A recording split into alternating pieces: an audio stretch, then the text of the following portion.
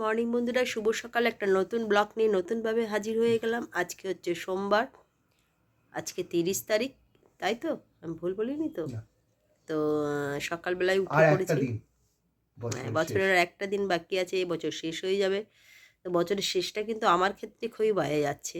সবাইকারই আমারটা আমি বলতে পারি, কেননা চোখ দেখিয়ে এলাম, সেটা একটা প্রবলেম। তারপরে পাটা হঠাৎ মুচকে গিয়ে আজকেও ব্যথা রয়েছে।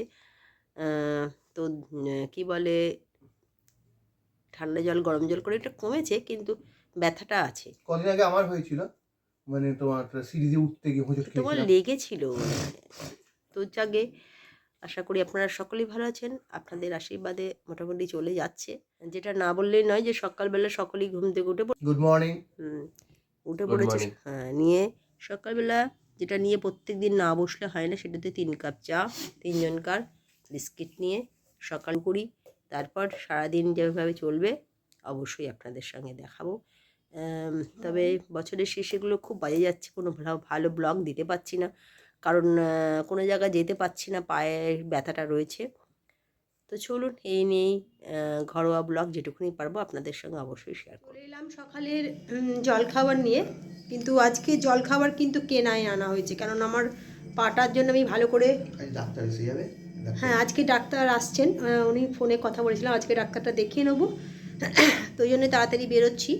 তো কী বলে, আজকে কেনা খাবার লুচি আর ওদের কিছু তরকারি, মানে এটা কী তরকারি জানি না, কাবলি ছোলা তরকা, হ্যাঁ তরকা আর লুচি আমার হাজব্যান্ড কিনে নিয়ে এসছে। চলুন এদিক থেকে সেটা করে ডাক্তারটাকে দেখিয়ে এসে আপনাদের সঙ্গে আর পরে কথা বলছি। চলে এলাম বন্ধু লাঞ্চ নিয়ে বন্ধুরা। তবে আজকে লাঞ্চ সেটা বলছি, আজ কিন্তু লাঞ্চ শুধুমাত্র মাছ ভাজাটা করেছি আর ভাতটা আমি করেছি, বাদ বাকিটা কেনা হয়েছে। মানে কেনা মানে কি, আমাদের একজন চেনাশোনা দাদা আছেন, তিনি সমস্তটাই খাবারটা যে পাঠিয়ে দিয়েছেন। খুব ভালো। আমি দেখাচ্ছি কি হয়েছে পাটা না, আগে এটা খাবারটা দেখি দাও। যেটা আজকে হয়েছে পোস্ত, আর হচ্ছে চিংড়ি মাছ দিয়ে তরকারি, ডাল, আর এইটা খয়রা মাছ দুটো ভাজা, বেগুনি আর ভাত। এর মধ্যে একটা ডিম সেদ্ধ আছে আমার ছেলে। আর বন্ধুরা, যে আমি আপনাদের বলি যে আজকে সকালে ওই পাটা আমার যে মুচকে গেছিল, পেছনে তোমার ঘুরিয়ে দিই তোমার দিকে, যে পাটা মুচকে গেছিলো, তো পাটা ডাক্তারবাবুকে দেখালাম।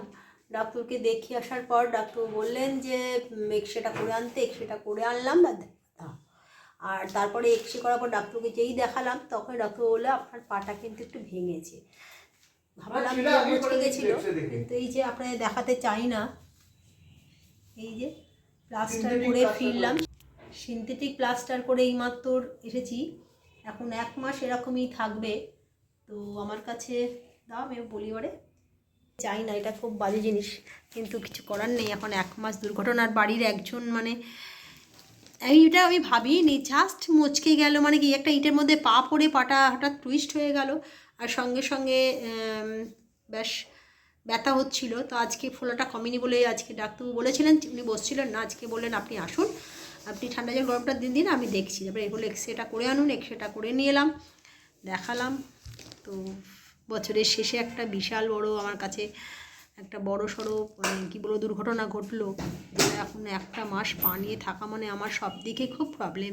আমার পড়ানো প্রবলেম, রান্না বান্না সব কিছু। উনি বলেছেন কোনো কিছু করবেন না, দাঁড়িয়ে দাঁড়িয়ে আপনি সব কিছু করতে পারেন, হাঁটাচলাও করবেন ঘরের মধ্যে, কিন্তু তাহলেও কোথাও যেন একটুখানি হ্যাঁ একটু শেকি হয়ে গেলাম। মানে আমি কিন্তু খুব এমনিতে শক্ত, মনের দিক দিয়ে বা সব দিকে তো চাই না। আমার হ্যাঁ একটু ক্যালসিয়ামের প্রবলেম আছে বলছেন, একটু ক্যালসিয়ামটা এইভাবে ভাঙতো না, ক্যালসিয়ামের প্রবলেম আছে বলে এটা হয়েছে। তো দুর্ঘটনা তো আর বলে কয়ে আসে না, এমনি হঠাৎ হয়ে গেল। তো চলুন, আর কিছু করার নেই। এটা নিয়ে এখন 1 মাস আমাকে খুব কষ্ট করেই চলতে হবে।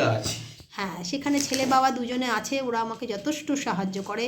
আপনারা আমাকে শুভাকাঙ্ক্ষী অনেকেই ফোন করেছেন, যারা যারা জানে, বন্ধুবান্ধবরাও বলছে যে তুই তো এতটা ভেঙে পড়িস না, তুই তো প্রচণ্ড শক্ত মেয়ে। কিন্তু কোথাও যেন নিজের না হলে কারণ না, অন্য কারণ আমি কিছু চাই, বাড়িতে যদি অন্য কারোর কিছু হয় আমি কিন্তু সমানে ডেটে।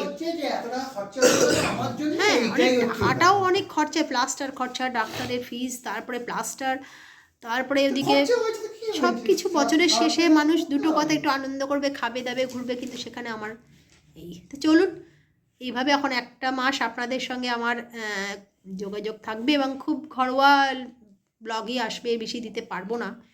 তো চলুন ডিনারটা দুপুরবেলার লাঞ্চটা, হ্যাঁ ভিউজও কম হয়ে যাচ্ছে দিনের পর দিন, কারণ এক ব্লগ ঘরের ব্লগ দেখাটা থাকে, বাইরে বেরোলে হয়, এখন কতদিন এখন একটা মাস তো কোনো মতেই দেখাতে পারবো না। তো চলুন আজকে এই পর্যন্ত, লাঞ্চটা হয়ে যাক, বিকেলে আবার আপনাদের সঙ্গে দেখা হবে। চলে এলাম সন্ধেবেলার চা নিয়ে, প্রত্যেক দিনই আসি, তবে আজকে চা আমি করিনি।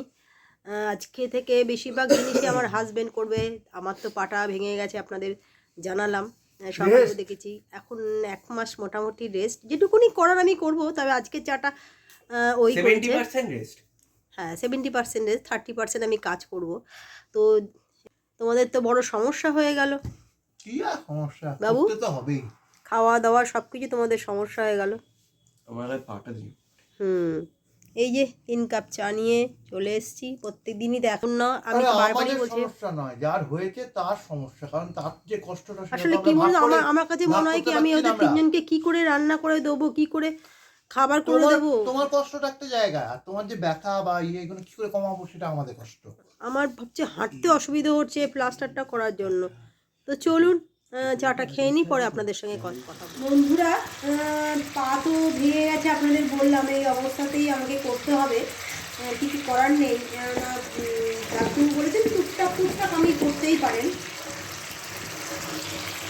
তো সেক্ষেত্রে চিকেনটা তখন সকালে তো ম্যারিনেট করে রেখেছিলাম, তো রাত্রেবেলা একটু করে নেবো, কারণ হাজব্যান্ড যদিও করতে পারে একটুখানি, আমি বললাম যে ঠিক আছে তো আমি করছি, একটুখানি নাড়ানাড়ি করে দিই, তারপরে তুমি বাদবাকিটা দেখে নেবে।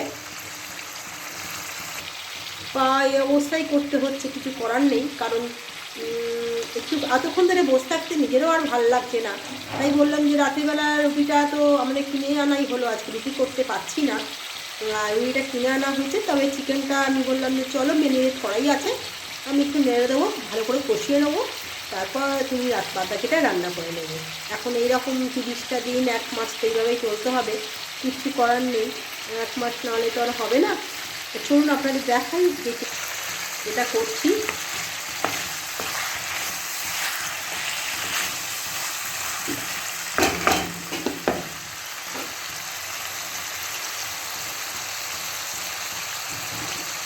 সকালে কাজের দিদিও আসেনি, কারণ তাদের বাড়িতে একটু সমস্যা হয়েছে, কাজের দিদি শ্বশুরমশাইয়ের শরীর খুব খারাপ, তাই কাজের দিদি সকালবেলাটা ও আসেনি। আমার পা এই অবস্থা একটু প্রবলেম হয়েছে, আমাকেও বিকেলে এসে কাজ করে দিয়ে গেছে।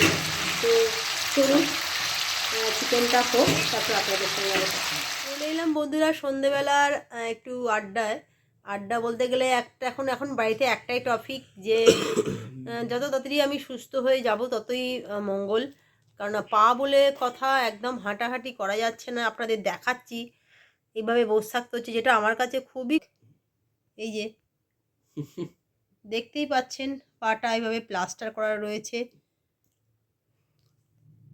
কিছু করার নেই, কি করবো, তো 2 দিন আগে ডাক্তার ছিল না বলে, তাই ডাক্তার থাকলে তো আগেই 2 দিনই হয়ে যেত আগে প্লাস্টারটা। তো যদিও হাজবেন্ড ছেলে দুজনেই আমাকে যথেষ্ট সাহায্য করছে, আর একটা আমার এখন সাহায্য করতে হবে। সবচেয়ে বড় কথা আমার পড়ানো, আমার টুকটাকি নিজের কাজগুলোও তো এই পাটা নিয়েই করতে হবে। খুবই একটা বড়সড় দুর্ঘটনা আমার কাছে ঘটে গেল। ওয়াশরুম যাওয়াটা প্রবলেম হচ্ছে। হ্যাঁ ওয়াশরুম যাওয়াটা কি প্লাস্টিক বেঁধে তারপরে যেতে হচ্ছে, কোনো কারণে যেন জল না লাগে, প্লাস্টিকটা ভিজে না যায়, সেটা ডাক্তার বলেছে একটু খেয়াল রাখবেন। আর স্নান টান করবেন বেঁধে বুধে, সেসবগুলো সবই করে নিতে আস্তে করবো, কিন্তু স্নান তো একবার যাব, কিন্তু ওই টয়লেট তো যেতেই হবে, ওয়াশরুমটা ইউজ করতে গেলে যতই ভাবছি শুকনো করে রাখবো, কিন্তু তাও শুকনো করে রাখলেও উনি বলেছেন যে প্লাস্টিকটা বেঁধেই যাবে। তো এইভাবে তোমরা কিছু বলো তোমাদের এক্সপিরিয়েন্স।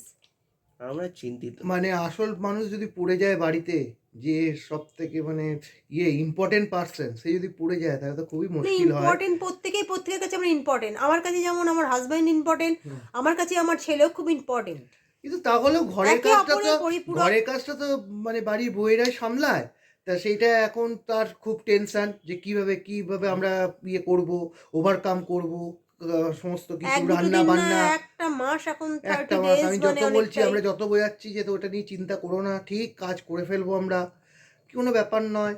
এখন না হলে সেরকম হলে হোম সার্ভিসে খাবো, কি আছে হোম সার্ভিসে খাবো, কোনো তো প্রবলেম তো কিছু নেই।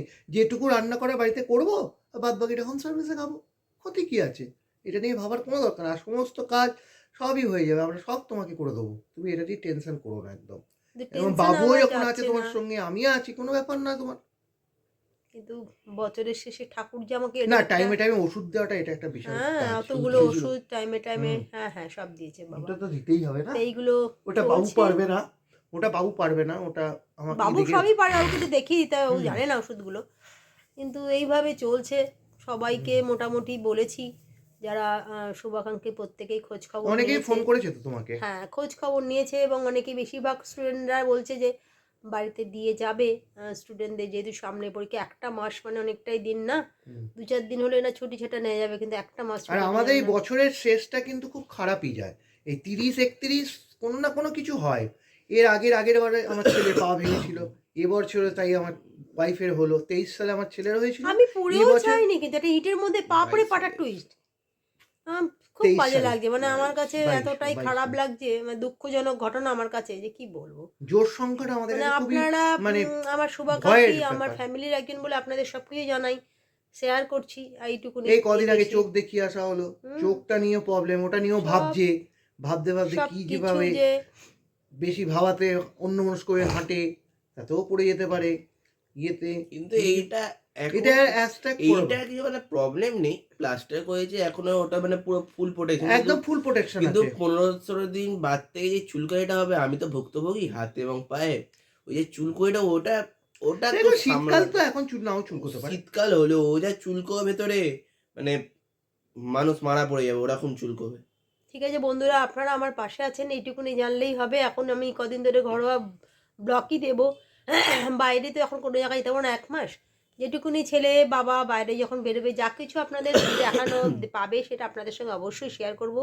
চলুন, রাতে বানানোর বাইরে রুটি 1 কিনেছি। তারিখে আমাদের এখানে কল্পতরু উৎসব হবে, ঠাকুরের খুব ভালো মানে মণ্ডপ ফণ্ডপ হয়েছে, আলো ফালো লাগাচ্ছে, সেগুলো সবই হতো। মানে 31 তারিখ রাতেই হবে, 31 তারিখ রাতে না, 1 তারিখেই হবে, 1 ভোর তারিখেই 5টায়। হবে, ভোর সকাল দিন ভোর পুজো হবে। 5টায়, ভোর 31 তারিখ রাত্রির থেকে পুজো শুরু না, হবে, না, কল্পতরু 1 তারিখ উৎসব সকালে। হবে, 1 তারিখ যেমন হবে। দেশিরাইতে হয়, আমার দক্ষিণেশ্বরে দক্ষিণেশ্বরে সেরকম আমাদের এখানে হয়, বেশ গোবিন্দদা সুন্দর করবেন। হয়।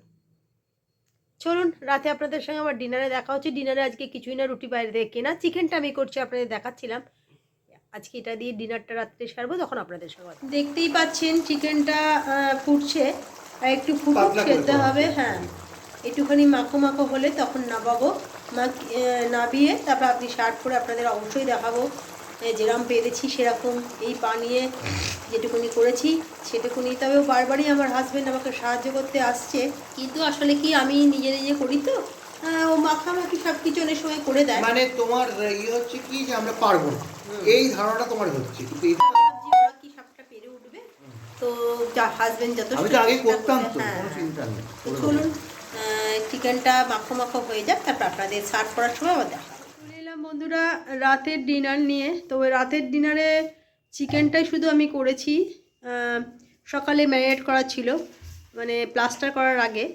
তো আর রুটি আজ কিনে আনা হয়েছে, আর ঘরে যা ছিল সেগুলো মাইক্রোওভেনে গরম করে নেওয়া হয়েছে। এই যে চিকেনটা, ধনেপাতা দেওয়া হয়ে গেছিলো আমার, এই যে চিকেনটা, আর সকালের মাছ ভাত ছিল, পোস্ত আছে, ডাল ছিল, আর রুটিটাও কিন্তু আজকে রুটিটা কিনে আনা হয়েছে। এখন রোজই কেনাই, এখন রুটি কিনে আনা হবে, আমার পক্ষে আর সম্ভব নয়।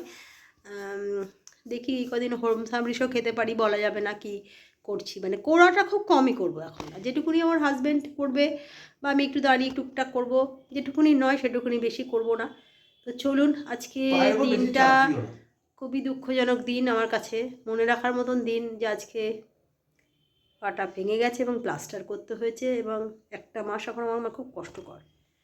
তো চলুন, ভগবান যা করে মঙ্গলের জন্যই হয়তো করে, সবাই বলছে ভালো কিছু করার জন্য হয়তো ছোটোর মধ্যে দিয়ে কিছু একটা গেছে, বিপদ তার বলে কয়ে আসে না। তো আপনাদের আশীর্বাদ ও ভালোবাসা থাকলে তাড়াতাড়ি সুস্থ হয়ে উঠবো। চলুন, ঘরোয়া ব্লগ নিয়েই প্রত্যেক দিনই আসবো, আজকের মতন এইটুকুনি, কালকে আবার নতুন একটা ব্লগ নিয়ে এসে যাব।